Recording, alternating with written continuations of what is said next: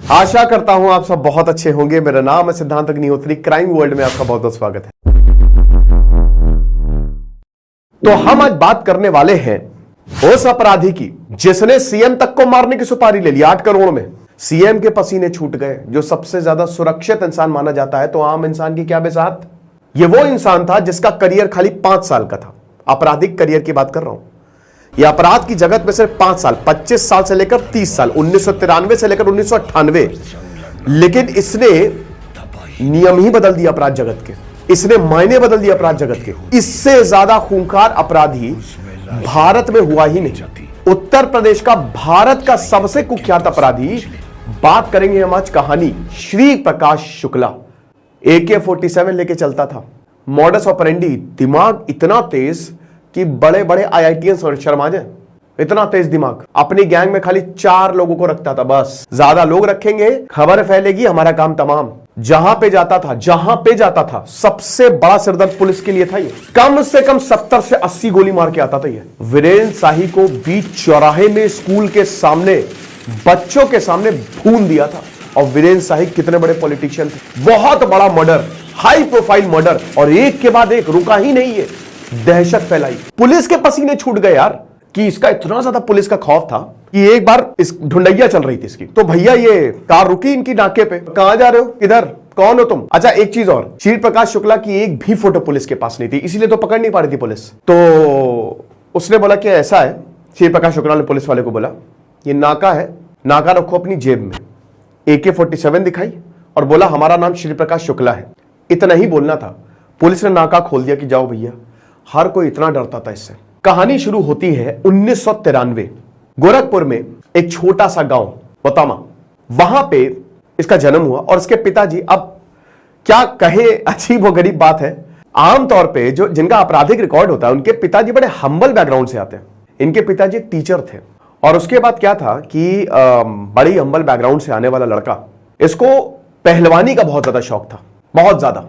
और बोला जाता है कि इतना मतलब कट काफी इसकी इतना लंबा चौड़ा था कि अगर इसको ट्रेन किया जाता तो शायद इंडिया को रिप्रेजेंट करता ही। तो 1993 में एक मेले में गोरखपुर में, जो इसकी बहन थी छोटी, कुछ लड़कों ने छेड़ दिया। अब ये इतना ज्यादा तिलमिला गया कि उन लड़कों को इसने पीट पीट के मार डाला, बहुत मारा, और इतना मारा कि वो मर गए।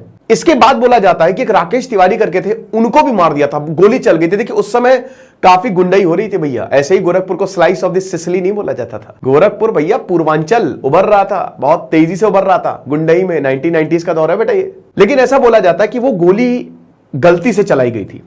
अब खैर ये सही है नहीं है, इस पे हम इसको मैं वो नहीं कर सकता, क्योंकि श्री प्रकाश शुक्ला ने कोई अपनी बायोग्राफी तो लिखी नहीं, ना उसके कोई भी परिवार वाले सामने आता है। तो अभी क्या हुआ कि अब क्योंकि गिरफ्तार होंगे, मार तो दिया है, तो ये चला गया बैंकॉक, ये अंडरग्राउंड हो गया। अब जुर्म की दुनिया में पहला कदम, पहला मर्डर। अभी तक कोई नहीं जानता कि कौन है श्री प्रकाश शुक्ला, नोबडी नोज। लेकिन उसके बाद हम ये देखते हैं कि श्री प्रकाश शुक्ला वापस आया। और जब वो वापस आया, उसको बहुत तेजी से राइज करना था, बहुत तेजी से राइज। तो उसने गैंग को ज्वाइन किया। यस, पहले तो यही था कि अपने ही गैंग बनाना है, लेकिन उसके बाद उन्होंने कहा कि चलो कोई बात नहीं, फिलहाल जो है हम एक गैंग को ज्वाइन करते हैं। बिहार का एक गैंग था और यहीं से ही अपना काम जो है वो शुरू करते हैं।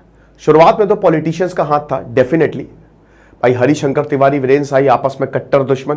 हरिशंकर तिवारी, भाई ऐसा बोला जाता है, मैं देखिए इस पे भी प्रमाण नहीं दे सकता, बट ऐसा बोला जाता है कि हरिशंकर तिवारी ने भी बहुत सपोर्ट किया।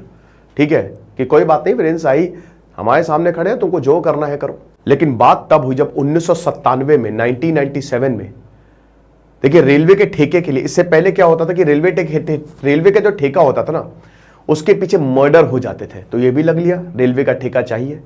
अब रेलवे के ठेके लेने के लिए ये लोगों को धमकाता था।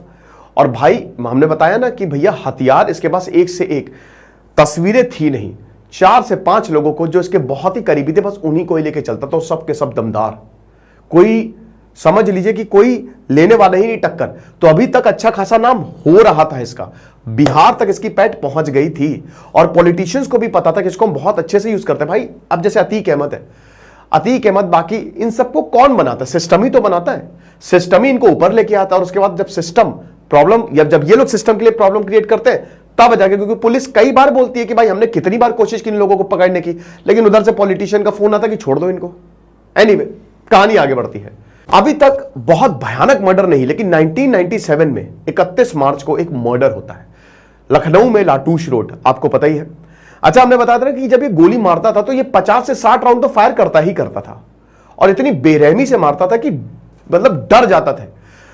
उस समय 1990s मतलब लेट 1990s में 1997, 1998, 1996 में भी ऐसा कोई भी इंसान था ही नहीं, कोई बड़ा इंसान जिसको श्री प्रकाश शुक्ला का फोन नहीं आया हो। अभी हम बात करेंगे एक फोन कॉल की जिसने इसकी जान ले ली।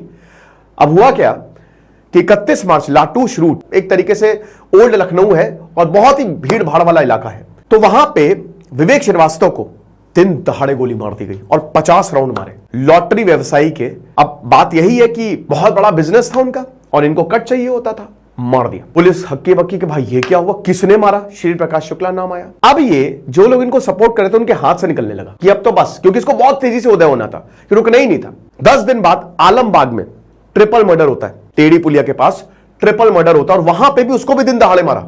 40 से 50 राउंड, उसमें भी AK-47 तो लेके घूमता था, उसमें भी फायर किए गए, ये हिसाब किताब। और उसके बाद जब वीरेंद्र शाही को मारा गया, वो एक ऐसा इवेंट था दोस्तों जिसने सब कुछ बदल के रख दिया, क्योंकि उस समय विधायक थे भाई, बहुत बड़े इनका नाम था वीरेंद्र शाही का। हाई स्कूल की छुट्टी हो रही थी, सारे पेरेंट्स, सारे बच्चे, आता है श्री प्रकाश शुक्ला, दोपहर में 2 बजे के करीब वो गोलियां चलानी शुरू करता है और बताते हैं कि इतनी बुरी तरीके से मारा गया था वहां पे चश्मदीद वीरेंद्र शाही को कि मतलब समझ लीजिए 100 से ज्यादा राउंड फायर किए गए थे, 100 से ज्यादा राउंड।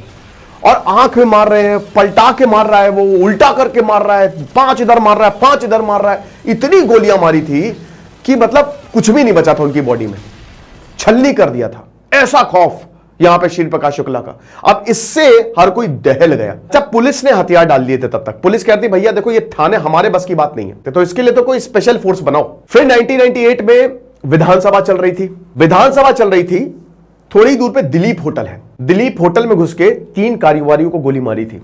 बिल्डर ज्यादा निशाने पे होते थे, जिनके पास पैसा है। मैंने बताया कोई भी ऐसा बड़ा इंसान था ही नहीं जिसके पास फोन ना गया हो। अब बताते हैं कि उसमें इतनी गोलियां मारी थी कि जो प्लास्टर होता है ना, प्लास्टर, राजेश पांडे बताते हैं कि प्लास्टर से इतना धुआं निकला कि उसको 1 घंटे सेटल होने में लग गए, इतनी गोलियां मारी थी। 1998 जून 1998 में बिहार के मंत्री, उनको दिल दहाड़े गोली मार दी, मंत्री को गोली मार दी।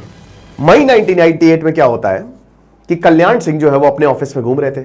ये किताब बाइटिंग द बुलेट में ही लिखते हैं अजय राज शर्मा। अच्छा, अजय राज शर्मा बहुत जबरदस्त IPS, 1970s में जो पूरा का पूरा दौर था उन्होंने देखा। भाई दिल्ली पुलिस के महानिदेशक रह चुके हैं और काफी ज्यादा इनको बहुत गजब माना जाता, गजब के ऑफिसर थे ये, और STF के पहले प्रमुख थे। अब हुआ क्या कि इनको सीतापुर का चार्ज संभालना था। कल्याण सिंह ने इनको बुलाया कि आओ इधर आओ, तो ये टेंशन के मारे इधर उधर घूम रहे थे। तो कल्याण सिंह ने बुलाया, बैठाया, बोले कि श्री प्रकाश शुक्ला का आतंक जो है वो बहुत ज्यादा बढ़ गया है, कुछ करना पड़ेगा। तो अजय राज शर्मा तो भाई पुलिस वाले समझ गए कुछ तो गड़बड़ है, तो अब इनके माथे से पसीना, तो उन्होंने कहा कि आपने मुझे बुलाया क्यों है। तब ये बताते हैं कि भैया हमको मारने की सुपारी ले ली है, 8 करोड़ रुपए में हमारी सुपारी निकल चुकी है। तो कुणाल रस्तोगी जो है वो अपने बेटे को कार में लेके जा रहे थे, ठीक है। श्री प्रकाश शुक्ला आता है, कुणाल रस्तोगी को गोली मारता है, बेटे को किडनैप करके ले जाता है, 2 करोड़ के और उस समय 1998 करोड़ों की बहुत, आज के समझ लीजिए 20-25 करोड़, 2 करोड़ की फिरौती की मांग करता है। फैमिली बोलती है कि बाप तो गया, कहीं बेटा ना चला जाए, तो पैसे देते हैं। अब इतना एक के बाद अगर शेयर मिलती जा रही है तो आप समझ ही सकते हैं कि वो इंसान के इरादे कहां पे कहां पहुंच गए होंगे।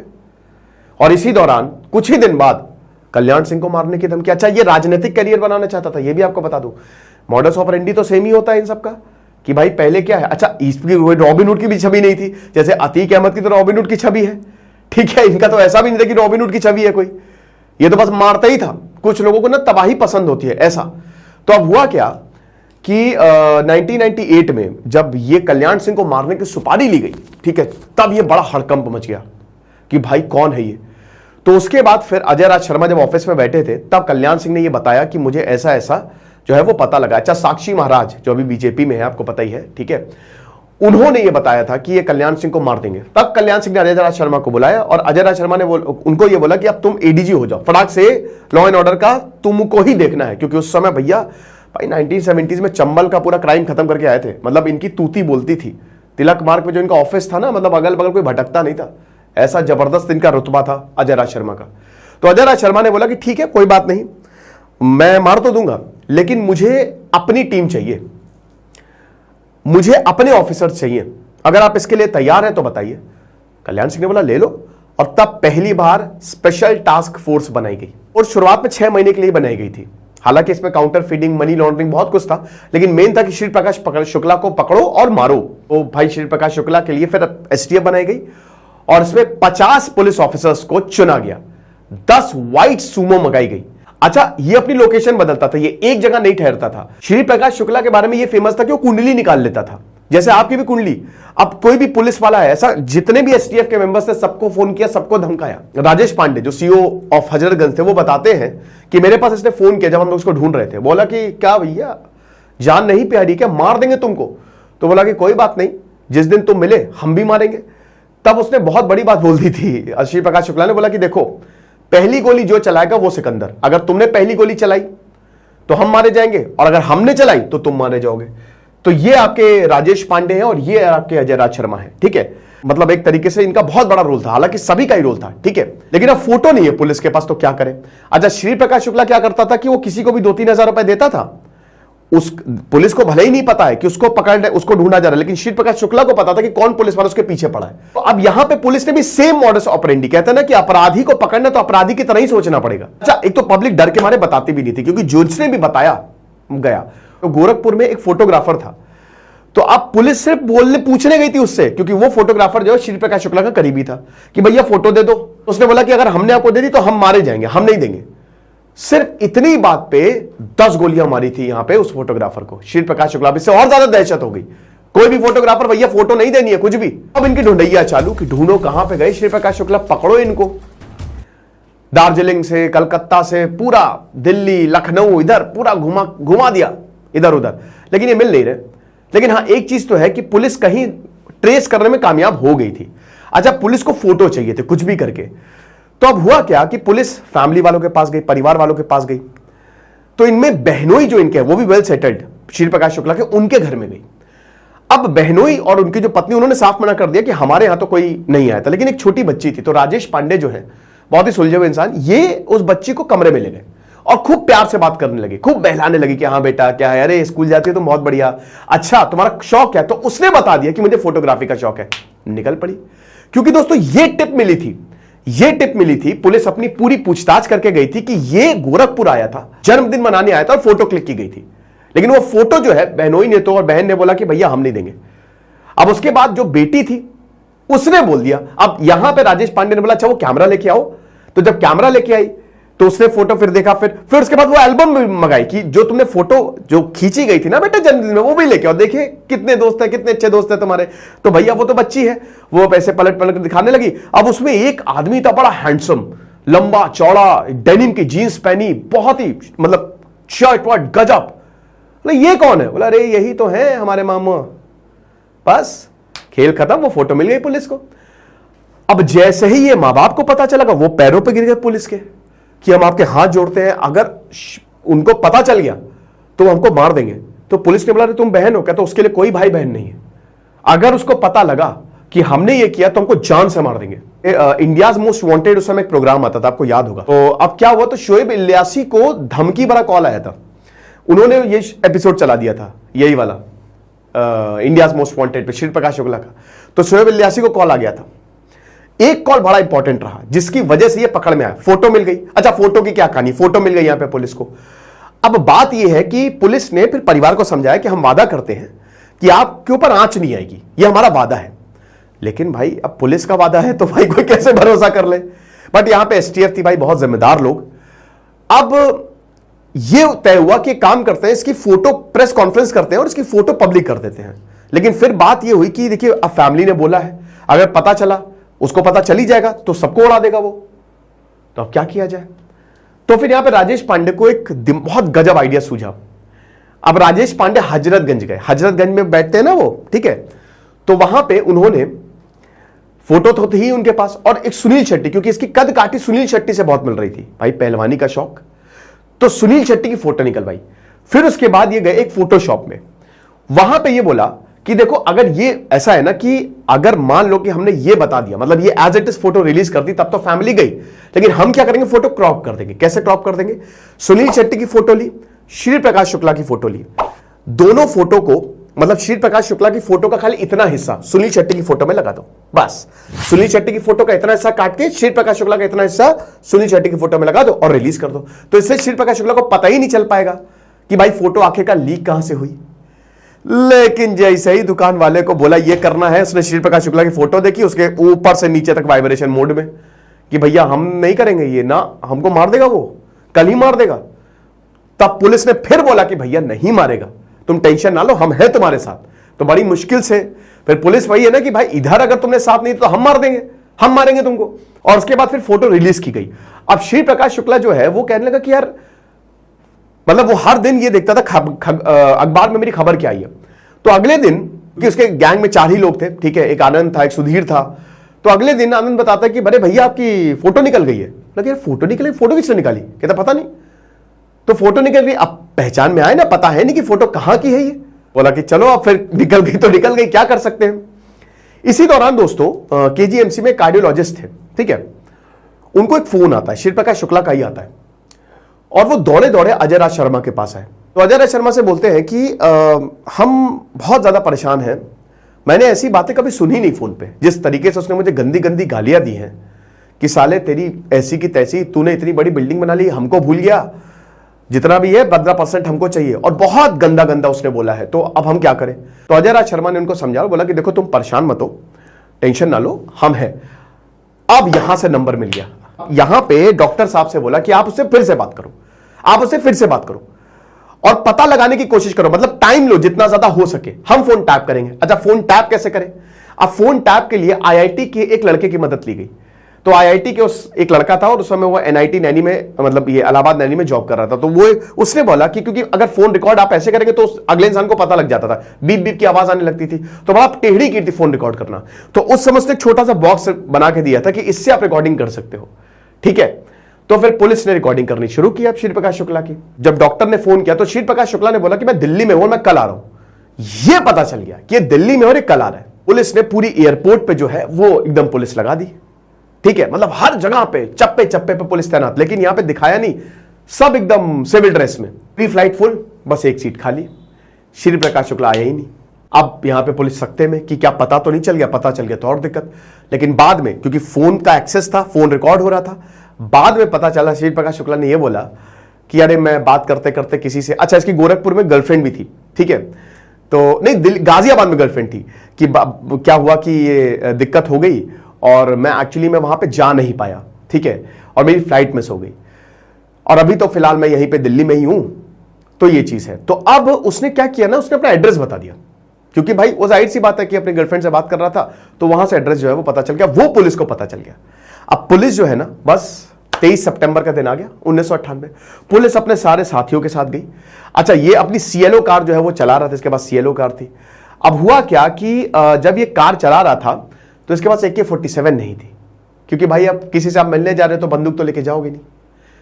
रात के लगभग 9 साढ़े 9 बजे कार जो है वो गाजियाबाद में पहुंची, ठीक है, और उसके बाद जैसे ही वो अपार्टमेंट में घुसा, सामने STF खड़ी थी।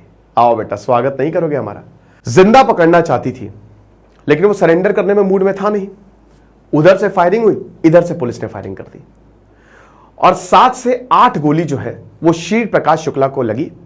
गैंग के तीनों मेंबर्स खत्म, और आखिरी में श्री प्रकाश शुक्ला, राजेश पांडे बताते कि वो गिड़गिड़ा रहा था, वो कह रहा था मुझे छोड़ दीजिए, और हमने और भी उससे पूछना चाहा लेकिन वो ज्यादा सस्टेन नहीं कर पाया।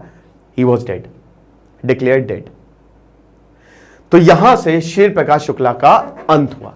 तब से जो है स्पेशल टास्क फोर्स समय समय पे बनाई जाती है, जब भी बहुत ज्यादा दिक्कत आती है। बस मकसद यही होता है, best of the best officers को लेके अपराधी को पकड़े। तो कैसी लगी आपको कहानी? मजा आई? बहुत बढ़िया। तो फटाक से चैनल को सब्सक्राइब करो। जैसे सिद्धांत अग्निहोत्री साइनिंग ऑफ। अब हम बहुत जल्द एक नई कहानी के साथ हाजिर होंगे। मुझे तुम कमेंट बॉक्स में बताना कि तुमको कौन सी कहानी सुननी है, कौन से क्रिमिनल की, कौन से गैंगस्टर की कहानी सुननी है, वो मैं आपको जरूर सुनाऊंगा। Thank you so much.